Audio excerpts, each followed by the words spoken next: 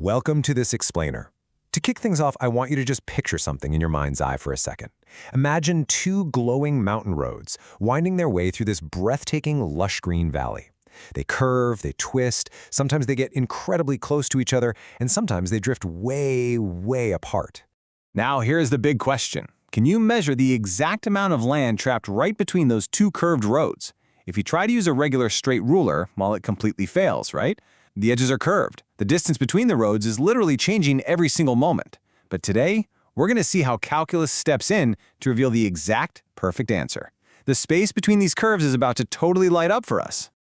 Okay, let's dive into this. Because, honestly, this isn't just about pretty mountain roads. Measuring the space trapped between curves actually solves massive real-world problems. Think about highway design. Engineers need to know the exact amount of land between two proposed routes long before they start pouring concrete. Or imagine analyzing company profits over time. You really want to know the total difference between their earnings curves. Or maybe you're studying population growth differences across two species. All of these massive, complex questions reduce down to one simple mathematical idea: finding the area trapped between curves. So, where do we actually start? Well, the first step is absolute. Always sketch the graphs so you can clearly see the mathematical story. Whenever you're solving these area problems, visualizing that physical space by sketching the curves is the critical first step. The picture tells the entire story. By simply drawing it out, you immediately see exactly which graph is on top, which is below, and exactly where they cross paths. Without this sketch, mistakes just become incredibly common. We absolutely have to see the landscape first. Once we can see that landscape clearly, we apply what I like to call the golden rule. The area between curves equals the upper curve minus the lower curve. Mathematically, it's just the integral from point A to point B of the upper minus the lower. And you know, this single formula solves nearly every question we're going to face in this topic. But here is a really vital warning for you. If you accidentally subtract in the wrong order, like lower minus upper, your answer becomes negative. And physical areas can literally never be negative. So burn this into your memory right now. Top minus bottom. And this brilliantly illustrates the concept if you just think of it like stacking books on a bookshelf. The height between two shelves equals the top shelf minus the bottom shelf, not the other way around, right? Well, curves work exactly the same way. The top shelf is the upper boundary of our physical space, and the bottom shelf is the base we subtract to find the true height. Integration is just the magical process of adding up all these tiny vertical distances between our shelves. Let's put this into practice with our first example. We are going to find the area between y equals x squared and y equals x plus 2 from x equals 0 to x equals 2. Think of this as our very first battle with irregular areas. We're finding the precise space enclosed between a straight line, our x plus 2, and a glowing, swooping parabola, our x squared. Let's walk through the exact progression here. Try to picture infinitely many tiny vertical rectangles completely filling the space between these two curves. Step 1, we identify the upper curve. If we sketch it out, the line lies clearly above the parabola between 0 and 2.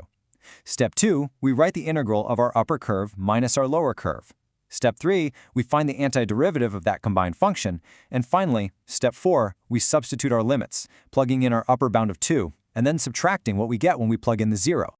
And when we evaluate those bounds, our final answer beautifully simplifies down to 10/3 square units. It's simple, it's elegant, it's perfectly accurate. It really just proves how powerful our calculus tools are at capturing the exact measure of these complex shapes. Now, what happens when things get a little bit more complicated? Sometimes you're dealing with multiple curves creating the enclosed region. In these more complex terrains, different curves actually become the upper boundary in different intervals. The environment shifts on you. When this happens, instead of trying to write one giant, messy integral, we simply split the region into multiple parts. Large problems just become several small problems. You integrate each piece separately and then just add the results together. All right, let's level up. Here is our boss fight for this explainer. Find the exact area enclosed by y equals x squared and y equals 4 minus x squared. Do you notice something missing here? We don't have our limits. We have a standard parabola opening upwards and an upside-down parabola opening downwards, and they trap this beautiful symmetrical region right between them. But where does it start and end? How do we tackle this? Well, step 1 is finding those hidden intersection points, the invisible boundaries of our cinematic landscape. We literally just set the equations equal to each other to find where they cross, which gives us bounds at -√2 and +√2. Next, we identify the upper curve. A quick sketch reveals that the upside-down parabola is clearly on top. We write our integral, find the antiderivative, and evaluate our limits. And hey, a quick hero's tip here. Noticing the perfect symmetry of these specific graphs actually makes calculating this enclosed region much, much easier. So after evaluating those limits, we arrive at a truly magnificent final area of 20 root 2 over 3 square units, perfectly capturing the geometric space between those two intersecting arcs. No ruler required. So the crucial point is this master 4-step strategy. Whenever you are solving an area problem, you need to anchor yourself to these steps. 1. Sketch the graphs. 2. Find your intersection points. 3. Identify which curve is above. And 4. Write upper minus lower and integrate.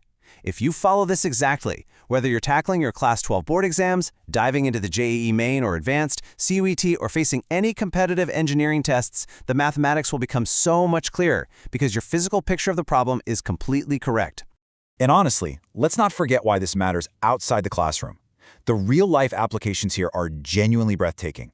Economists use this to calculate consumer surplus. Businesses use it to compare profit and cost curves. Engineers analyze stress distributions on materials. Physicists calculate the exact work done by varying forces. Medical researchers map heart pressure curves to save lives. Artificial intelligence compares prediction accuracy. And even climate scientists compare global temperature trends using these very ideas. It is an absolutely universal tool. All right, let's do a rapid-fire check to make sure these concepts are totally locked in your brain. Question 1. What is the golden formula for the area between curves? Think about it for a second. Yes, upper curve minus lower curve. Excellent. This is the absolute most important rule of the entire chapter. Always, always top minus bottom. Ready for question 2? Here we go. When limits aren't explicitly provided to you in the problem, what actually determines the limits of integration? How do we find those invisible boundaries in our mathematical landscape? The intersection points. Perfect. Finding exactly where those mathematical paths cross tells us exactly where we need to start and stop measuring our area. Okay, last one, question 3. Let's make sure we can confidently handle a shifting environment. If the upper curve changes midway through our defined area, meaning the landscape totally shifts on us, what should we do? We split the region into separate integrals. Fantastic! When the environment shifts, we just break the journey into smaller, much more manageable pieces. Integrate each one on its own and add the results together. You handle complexity by breaking it down. Let's move to and see how this builds into our grand finale. I want you to imagine 2 glowing, flowing rivers from an aerial cinematic view. Sometimes they move closer together, sometimes they drift farther apart. The space between them is continuously changing. To measure that entire beautiful region, calculus doesn't just measure one giant clunky shape. Instead, it measures infinitely many tiny glowing slices sweeping across the landscape and elegantly adds them together to produce one perfect answer. Finding the area between those moving rivers is literally just adding those infinitely many tiny vertical slices together using that one simple magical rule. Always remember, top minus bottom. That is the true magic of finding the area between curves. Congratulations! You have officially mastered one of the most important, epic geometric applications of integration out there. You now have the power to perfectly measure the enclosed spaces of our physical and theoretical worlds. So I'll leave you with this final provocative thought. You've mastered this geometric magic. Where will you apply the power of calculus next? Thank you so much for joining me for this explainer, and keep exploring the amazing math all around you.